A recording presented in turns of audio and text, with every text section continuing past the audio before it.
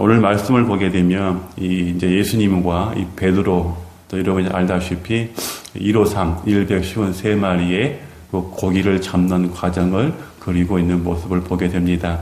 자, 이것이 그 모나미 볼펜 아시죠? 모나미 볼펜에 보게 되면 153이라고 기록이 되어 있어요. 그래서 제가 그것을 궁금해서 한번 사이트에 들어가서 검색을 해봤어요. 과연 이 153이라는 것을 이 모나미 볼펜을 만들 때 어떻게 사용을 하고 왜 만들어졌는지를 그 유래를 찾아보기 위해서 들어갔는데, 우리가 좀 오해한 것이 있더라고요. 원래 처음에는 153이라고 해서 성경에 있는 153마리의 고기의 뜻이라고 정해진 게 아니었더라고요. 원래 이것이 지어진 그 목적의 이름이 153, 15원에 팔리게 되고 세 번째 볼펜. 그러니까 그 당시에 볼펜이 15원이었대요. 15원이었는데 세 번째로 개발된 볼펜. 그래서 153이 됐다는 거예요. 그리고 1하고 5하고 3하고 더하면 몇이 나와요?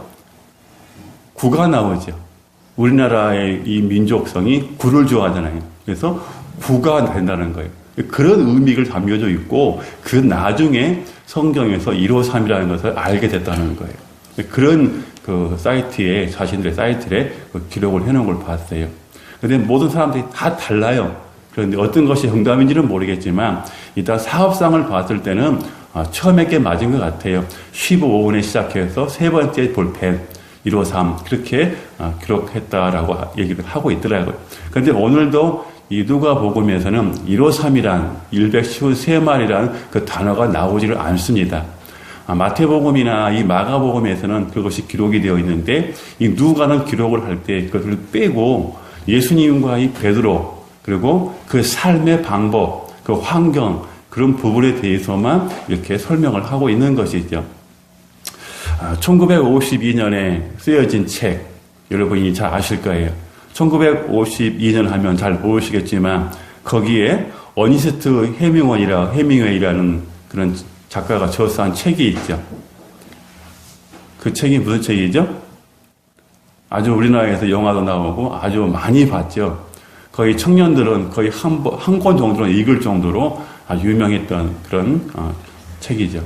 노인과 바다. 참 유명했죠.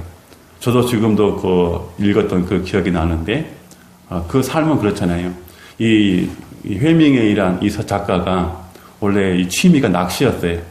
취미가 낚시였는데 그 취미를 살리기 위해서 한 어부를 등장시키고 그로 말미암아서 고기를 잡는 이런 것을 그려가는데 원래 이 어부의 인생을 그려가면서 그 어부는 노인으로서 어느 누구에게도 인정받지 못한 그런 삶을 살았어요.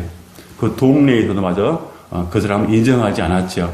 그런데 작은 소녀 하나, 어린 소녀 하나만 그 노인분을 잘 따랐어요. 그리고 바다에 나간 지 40여째가 됐는데도 고기를 한 마리를 못 잡아요. 그래서 다시 육지로 돌아오고 그 소년을 다시 땅에 내려놓습니다. 근데 그 소년의 어머니가 하는 말이, 그 얘기하는 말이 살라오 이렇게 얘기를 해요. 살라오. 저 노인분은 살라오야. 그 뜻은 헬라어로 저 노인은 운이 되게 없는 사람이야. 그 뜻을 가지고 있어요. 그래서 그 자신의 아들을 배에 태우지 아니하고 이제 그 누구도 인정하지 않기에 그 노인 혼자 바다로 나갑니다.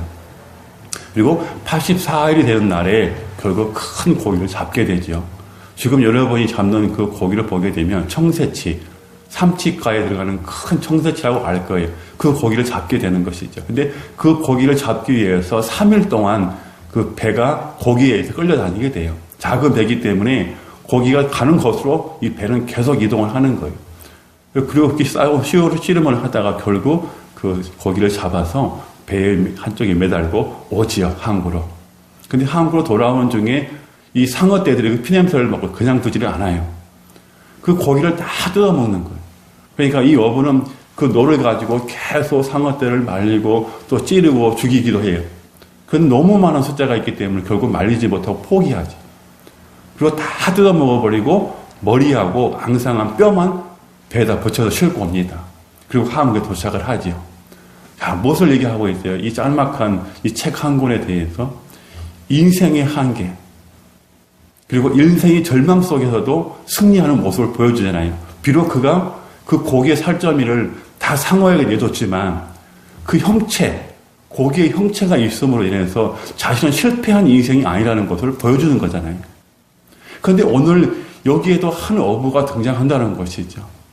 이 어부도 바로 베드로라는 사람인데 그 사람은 이 어부, 이 바닷가에서 살면서 이 고기잡이에 아주 능통한 사람이었다라고 얘기를 하고 있어요.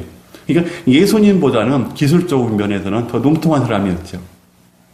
그런데 이 배를 통해서 오늘 예수님께서 일하시는 그런 부분들을 본문에서 그려주고 있어요. 그런데 예수님이 원래 1차적으로 이 베드로를 한 번 더 부르셨어요.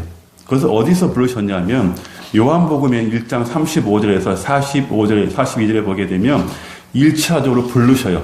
그분 예수님이 베드로를. 근데 베드로는 그때까지 이 생활의 그 염려 때문에 예수님을 따르지 못해요. 그 못하면서도 예수님이 선생님이라는 것은 알아요. 유명하고 격이 있고 높으신 선생님이라는 것을 알고는 있는 거예요. 그래서 요한복음에서 보게 되면 1차적으로 예수님이 베드로를 부르십니다. 이렇게 부르십니다. 35절부터 제가 읽어드릴게요. 또 이튿날 요한이 자기 제자 중 두 사람과 함께 섰다가 예수의 다니심을 보고 말하되 보라 하나님의 어린 양이로다. 두 제자가 그의 말을 듣고 예수를 쫓거늘 예수께서 돌이켜 그 쫓는 것을 보시고 물어 가라사대 무엇을 구하느냐 가로되 랍비여 어디 계시오니이까 하니 랍비는 번역하면 선생이라. 예수께서 가라사대 와보라. 그러므로 저희가 가서 계신 데를 보고 그날 함께 거하니 때가 제 3시쯤 되었더라. 요한의 말을 듣고 예수를 쫓는 두 사람 중에 하나는 시몬 베드로의 형제 안드레라. 그가 먼저 자기 형제 시몬을 찾아 말하되 우리가 메시아를 만났다 하고 메시아는 번역하면 그리스도라. 데리고 예수께로 오니 예수께서 보시고 가라사대 내가 요한의 아들 시몬이니 장차 게바라 하니라. 게바라는 번역하면 베드로라. 이렇게 처음에 요한복음에서 먼저 1차적으로 부릅니다. 그리고 지금 이제 이 일이 일어나는 것이 바로 2차적인 그런 일이죠. 처음에는 그가 선생이었었어요. 선생이었는데 나중에는 이제 주로 변하는 그런 모습을 보여주고 있는 것이죠. 자, 그런데 여기서 우리가 주의 깊게 볼 말씀들이 있습니다. 그동안 우리가 설교를 많이 들었습니다. 이런 부분들을 통해서. 그런데 제가 이 말씀을 읽으면서 참 많이 묵상을 했습니다. 정말 많이 묵상을 했어요. 과연 내가 여기에서 어떠한 점을 가지고 우리 사랑하는 성도들에게 하나님의 은혜를 전달할 수 있을까라고 고민을 하면서 정말 많이 묵상을 했습니다. 그런데 여기서 발견하는 것이 하나가 딱 튀어나왔어요. 그것이 바로 우리는 그냥 이미 베드로가 예수님의 말씀에 의지해서 그물을 내렸더라고만 기록을 하고 있고 거기에 대해서만 설명을 하고 있다는 거예요. 저도 그렇게 본문을 가지고 가려고 봤어요. 그런데 그게 아니었다는 사실을 알았어요. 제가 여러분들에게 읽어가면서 설명을 하겠습니다. 호숫가에 두 배 두 척이 있는데 그것을 보시니 어부들이 배에서 나와서 그물을 씻느니라. 그러니까 밤새 고기를 잡았지만 잡지 못하고 이제 다음 생선지를 위해서 그물을 깨끗이 씻어주는 일을 하는 것이죠. 그런데 예수께서 한 배에 오르시니 그 배는 시몬의 배라. 육지에서 조금 떼기를 청하시고 앉으사 배에서 무리를 가르치시더니 자, 이것은 이 베드로 배를 선택하시고 그 배를 잠깐 육지에서 조금 띄우기를 원하셔요. 그 이유는 그 바닷가의 주변에 앉아있는 많은 사람들이 하나님의 말씀을 들으려고 밀려오는 것이죠. 그래서 그 말씀을 제대로 전해주시기 위해서 배를 띄우시고 거기에서 관계상을 삼아서 말씀을 선포하시는 것이죠. 그리고 해풍이 불어오게 되면 이 스피커 역할을 해요. 메아리 역할을. 그래서 예수님께서 말씀하시면 그 바람이 예수님의 말씀을 멀리 퍼뜨리는 거죠. 스피커 역할을 하면서. 그렇기 때문에 예수님은 이 바다에서 이 육지로 말씀을 선포하시는 거예요. 그 말씀이 끝나시고 베드로에게 명령을 하십니다. 너희들이 밤새 고기를 못 잡았다고 하니 내가 이제 그 뜻을 가르쳐 줄게. 자, 그러면 이제 깊은 데로 가서 그물을 내리라 라고 말씀을 하셔요. 자, 그런데 여러분, 지금 예수님은 배에 계시는 거에 내리신 거예요. 예수님은 배에 계신 거에 내리신 거예요. 그렇죠. 그걸 우리가 놓치고 있었던 거예요. 베드로가 예수님의 말씀에 의지해서 거기에 포인트를 두고 있었기 때문에 예수님이 그냥 배에 지금 계시는 걸 잊어버린 거예요. 자, 예수님은 누구예요? 모든 만물의 창조주시잖아요. 창조주가 그 배를 타고 갈 때 피조물은 어떻게 돼요? 경배를 하게 돼요. 따라가게 되어 있는 거예요. 그러니까 예수님이 그 배를 타고 가실 때 물 밑에서는 어떤 일이 벌어질까요? 모든 생물들이 예수님을 중점적으로 따라가는 거예요. 창조주이시니까 따라갈 수밖에 없는 거예요. 그래서 예수님이 거기 계시고 이제 배가 딱 멈췄을 때 거기에 그물을 내리게 됩니다. 선생님, 제가 밤이 맞도록 수고해서 얻은 것이 한 가지도 없지만 내가 말씀에 의지해서 그물을 내리겠습니다. 그 말씀을 지금 베드로가 고백을 하고 있는 거예요. 그런데 여러분, 베드로가 어떤 사람이에요? 아직 그의 신앙은 잘하지 않았던 사람이에요. 예수님이 부르셨지만 삶의 그 환경 때문에 어려움을 겪었던 그 사람이에요. 오늘 고기를 못 잡은 빈손으로 와야 됐고, 빈손이기 때문에 가족을 부양할 수 없어서 있는 자에게 가서 늘 꾸어야 하는 인생이었어요. 꾸어서 삶을 열명하고 또 갚고 이런 되풀림 되는, 계속 되새김질 되지는 이런 환경 속에 있는 사람이었어요. 근데 그가 한 마리도 못 잡았을 때에 예수님께서 단번에 깊은 데 가서 그물을 던져라 했을 때 그가 그 말씀에 의지해서 그물을 던질 수 있었을까요? 그것이 아니라는 것을 발견하게 되는 거예요. 분명히 예수님은 말씀을 전하기 위해서 시몬 베드로를 빌려 썼었어요. 그러면 시몬 베드로도 거기에서 예수님의 말씀을 들었다는 것이죠. 예수님이 어떠한 설교를 했는지는 기록이 되어 있지 않지만 그 설교 내용을 들었다는 것이죠. 그러면서 그 마음에 뭔가 이제는 저분은 선생이 아니구라는 것을 이미 짐작하고 있었다는 것이죠. 마음에 감동이 오고 있었다는 것이죠. 그래서 예수님께서 배를 띄우고 깊은 데 가서 그물을 내리라 하니까 그때 가서 자신의 고백이 나오는 것이죠. 선생님, 제가 밤새도록 수고했지만 선생님 말씀을 지금 쭉 들어보니 당연하신 말씀입니다. 내 기술, 내 생활, 내가 그동안 있었던 이 모든 것들을 환경을 의지 아니하고 그물을 내리겠습니다. 그리고 그물을 내렸더니 153마리 고기가 많이 잡혔다는 것이죠. 그럴 때 그 고기가 올라옴을 통해서 다른 동무들을 불렀다는 것이죠. 이것은 무엇을 의미합니까? 그동안은 자신이 빈 배에서 잡지 못했던 그 생활에서 다른 사람에게 빌려서 생활을 해야 했고 다른 사람들에게 구워서 생활을 해야 됐고 늘 구걸하는 인생이었지만 이제 많은 사람들에게 줄 수 있는 환경이 되었다는 거예요. 많은 사람들, 많은 동무들을 불러서 그 동업자를 같이 불러서 그 그물에 걸린 그 고기를 다 끌어올리는 풍성해지는 하나님의 은혜를 거기서 체험하게 되는 거예요. 오늘 우리의 인생에 우리가 인생을 살아가면서 날마다 새벽같이 일어나고 밤늦게 수고했지만 우리 인생의 빈배는 날마다 우리에게 채워질 수 없다는 거예요.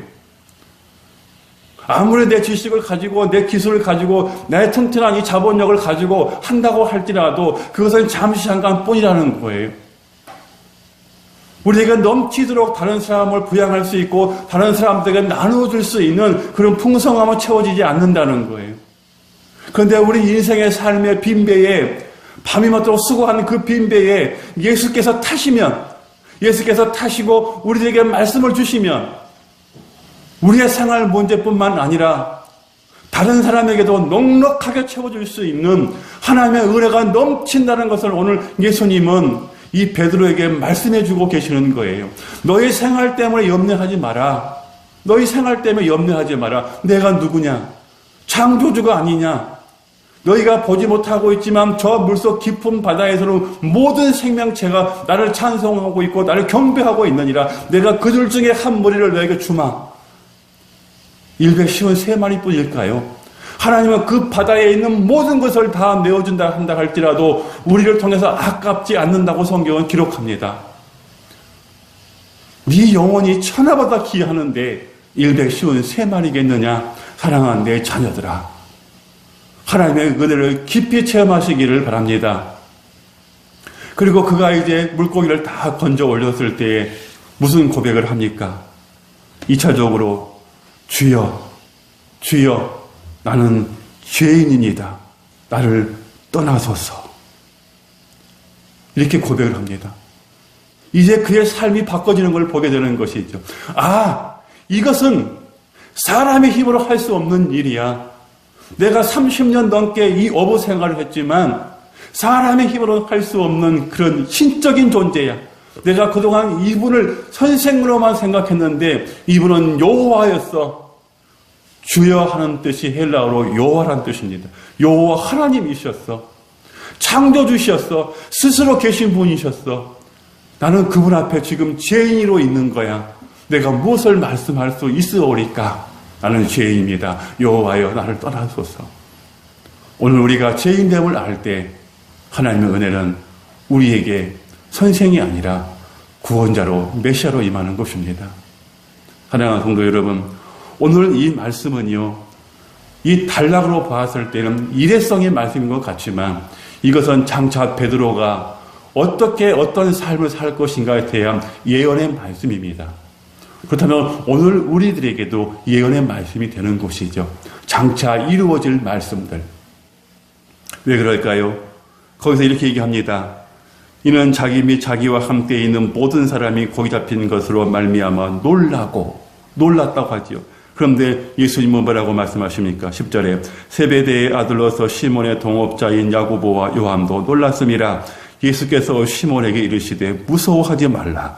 이제후로는 내가 사람을 취하리니 하시니. 왜 고기를 많이 잡았는데 놀랄까요? 왜 두려워할까요? 기뻐서 춤을 춰야 되는 거 아닌가요? 이것이 신적 권능, 하나님의 권능, 하나님의 능력이 임하면 우리는 숨조차 쉴 수 없는 거예요. 감히 나를 내세울 수 없는 거예요. 나를 나라라고 내세울 수 없는 것이죠. 바울 사도처럼 나의 나됨은 모든 것이 주의 은혜라고 고백할 수밖에 없다는 것이죠. 그런데 예수님께서 그렇게 말씀하십니다. 그들이 이후로는 내가 사람을 취하리니 하시니라 이렇게 얘기를 하고 있습니다. 자, 그동안 베드로는 어떻게 했습니까? 고기를 잡으러 말미암아서 생명을 죽이는 살라오 운이 없는 고기를 죽이는 삶을 살았습니다. 그런데 이제 예수님을 만남으로 말미암아서 그 생명을 살리는 자로 바꿔지는 것을 보게 됩니다. 그동안 네가 물고기를 잡는 어부였고 그것을 통해서 생활만 연명했지만 너는 생명을 죽이는 자였지만 이제 내가 너로 말미암아서 생명을 살리는 자로 취할 것이야. 네가 사람을 낚는 어부로 취할 것이야 라고 말씀을 하시는 것이죠. 그래서 이 취하다 헬라어는 조그레오의 뜻은 죽이지 않고 생포한다. 죽이지 않고 사람을 거둔다. 그 말씀의 그물로 죽이지 않고 그대로 거둔다. 그래서 하나님께 드린다. 바다의 주인 대신 생명의 주인 대신 하나님께 드린다. 그 의미를 가지고 있어요. 살라오랐던 사람이 조그레오로 바꿔진 인생이 되었습니다. 여러분의 인생 가운데 정말 운이 없는 그런 인생, 살라오란 인생을 한다면 인생을 통해서 빈변을 가지고 있는 살라오 인생이라고 한다면 이제는 그 생명을 취하는 조그레의 인생이 되시기를 축복합니다. 넉넉히 되시기를 축복합니다. 그리고 이제 이 베드로는 과연 어떤 일을 하게 될까요? 사람을 취하리라 하신 하나님의 이 말씀들을 통해서 그런 어떤 일을 하게 될까요? 바로 그것은 사도행전 10장 32절에서 43절의 기록을 하고 있는데 오늘은 1절부터 다 읽어야 하지만 이 베드로가 장차 무슨 일을 하게 될 것인고 왜 그 사람을 취하게 될 것인지 앞으로 네가 어떤 인생을 살 것인지 예수님이 미리 예언해 주신 말씀을 가지고 있는 거예요.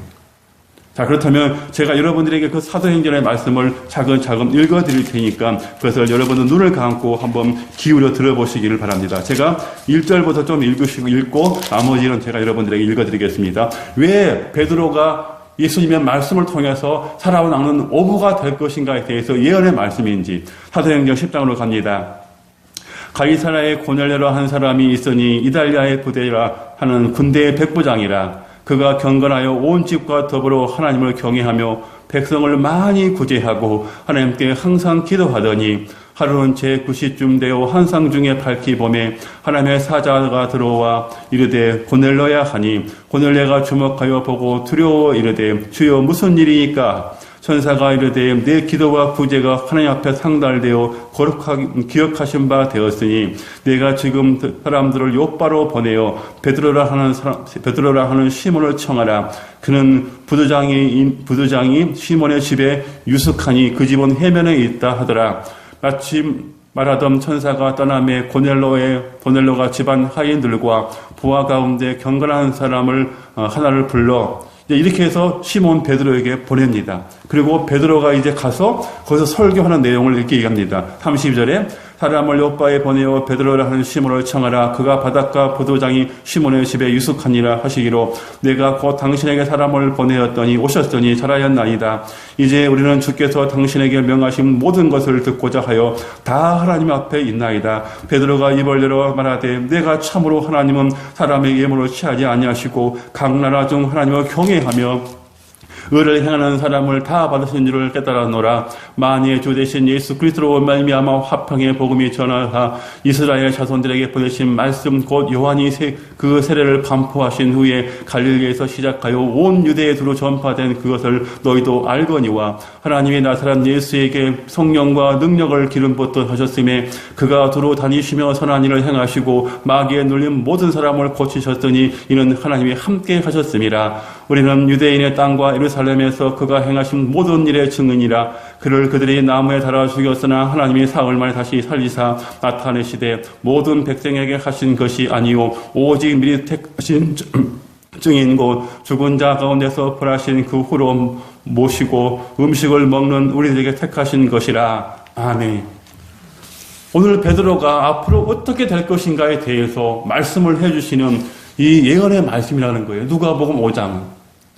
그래서 지금 단락적으로 단편적으로 이루어진 것이 아니라 앞으로 베드로의 삶이 어떻게 살 것인가. 네가 지금은 고기 잡는 인생이었지만 내가 너에게 이제는 생명을 살리는 사람을 바꿔줄 것이야. 그러므로서 이제 너는 고넬로도 가고 예루살렘도 가고 사마리아 가서 모든 일들을 시작하라. 오늘 이 본문들을 통해서 바울 사도와 같이 네 베드로가 이랬다라고 기록을 하고 있어요. 이를 통해서 모든 교회에 내 복음이 선포됐다고 얘기를 하고 있어요. 사랑하는 여러분, 오늘 우리는 하나님 앞에 나온 자는 바로 이런 하나님의 은혜를 경험하게 됩니다. 자신의 삶은 지금 빈배라고 하지만 여러분의 인생은 끝내 빈배는 아닙니다. 비록 그 살점은 다 찢겨서 앙상한 뼈만 그 배에 붙여서 그 싣고 왔던 그 항구로 돌아왔던 그 어부지만 그 어부는 실패한 인생이 아니라는 것을 많은 사람들이 그를 부인했고 그를 쳐다보고 살라오라고 했지만 그는 굳건히 자기 인생을 살아갈 때에 결국 승리한 인생을 살았던 것처럼 오늘 베드로가 또 그 인생을 살았던 것처럼 오늘 우리들도 이 세상에 인생의 빈배를 타고 가면서 날마다 수고한다 할지라도 좌절하지 마십시오. 여러분들에게 언젠가는 하나님이 그 배에 풍성한 대로 채워주셔서 그 인생을 승리한 인생으로 만들어 주실 것입니다. 그리고 여러분들이 더 나아가서 사람을 취하는 생포하는 그런 말씀의 일꾼들로 세워질 것입니다. 저는 우리 샘터교회 모든 성도들이 정말 그 빈배를 채우는 인생이 아니라 그 빈배를 채워주신 그 하나님의 은혜를 통해서 이제 많은 사람들을 주께 돌아오게 하시는 그런 헌신적인 그런 생명을 살리는 일꾼으로서 일하는 여러분이 되었으면 좋겠습니다. 그래서 이제 우리 모두가 한마음 한뜻이 되어서 주님께서 말씀하시는 이런 빈배를 채워나가는 그런 인생을 살아가시기를 정말 주님의 이름으로 축원합니다. 기도하겠습니다.